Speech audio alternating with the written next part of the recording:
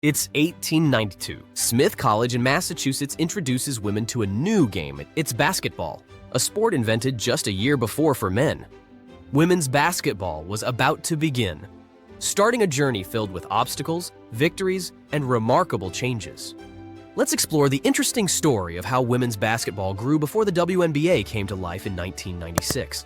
In the fall of 1892, Senda Berenson, a young physical education instructor at Smith College, introduced basketball to her female students. Berenson's goal was to enhance their physical health through this new and exciting sport. Unlike men's basketball, which was seen as an indoor alternative to sports like baseball and football, women's basketball was groundbreaking as it was designed as a team sport specifically for women. Can you imagine how different the game was back then? Berenson made several modifications to make the sport more acceptable for women of the time. She increased the number of players to 9 per team and divided the court into 3 sections. Each player had to stay within their section, and they could only dribble 3 times and hold the ball for 3 seconds. Physical contact was minimal.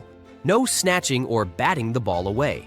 These rules helped spread the game across the United States, with YMCAs and women's colleges adopting these early versions. Let's talk about the uniforms for a moment.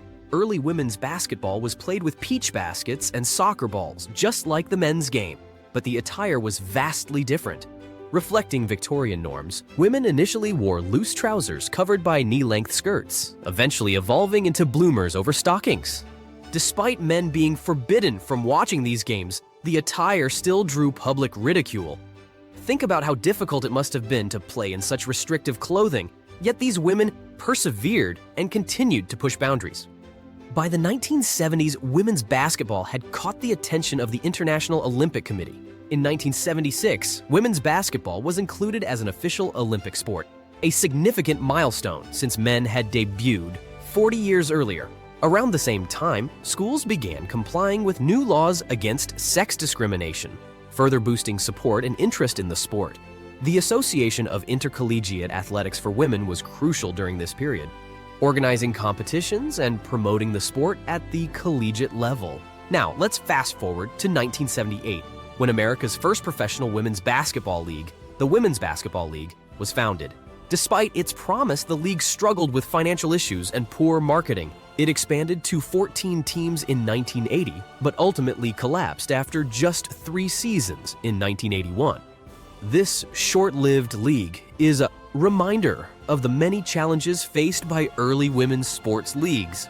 A major turning point came in 1982 when the National Collegiate Athletic Association began to sponsor women's basketball. The first nationally televised championship game took place in 1979 thanks to Ivy Kirkpatrick of Stephen F. Austin State University. This game featured Old Dominion University defeating Louisiana Tech University and marked the beginning of the Women's Final Four as an annual televised event. Imagine the difference now, seeing the women's basketball game on national TV for the first time ever. Women's basketball made further gains, reaching new peaks, like the Iowa-UConn Women's Final Four game in April 2024. This would go on to be the most watched basketball game in ESPN history, peaking with 17 million viewers. It's incredible how the game has evolved and captured the hearts of so many people. From uncertain dribbles at Smith College to the full WNBA in 1996, the story of women's basketball is long and impressive. Berenson took every step on this path with modified rules, the establishment of the first professional leagues, and eventually the sponsorship of the NCAA, which is now a vivacious, colorful world for women's basketball today. Next time you watch a WNBA game or root for your favorite college team, take a second to think about the amazing history and growth of this great sport.